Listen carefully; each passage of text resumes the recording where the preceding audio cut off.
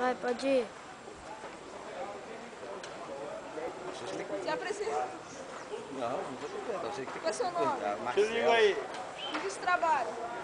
jardinagem, paisagismo. Você acha que o festival da Pinga?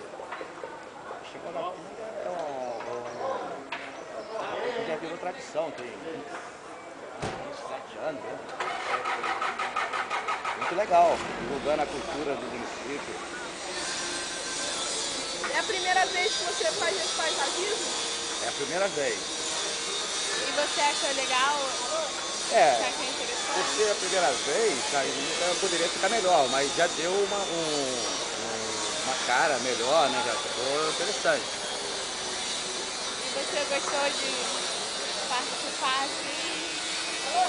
Nessas plantas, né? É muito legal você participar, né? O Lúcio Cruz, né? Que fez essa obra de arte aqui, cenografia toda aí. Você participar disso junto com ele, com o pessoal de Paraty, é muito legal isso. Você já participou em eventos como esses? Assim, com jardinagem, paisagismo, não. E o que você acha sobre o Festival da Pinga?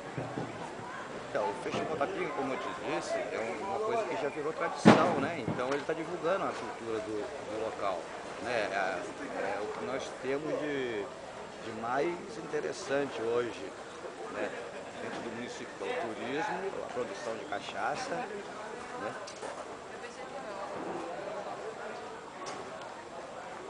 Muito obrigado. Vai, Lô. Agora deixa eu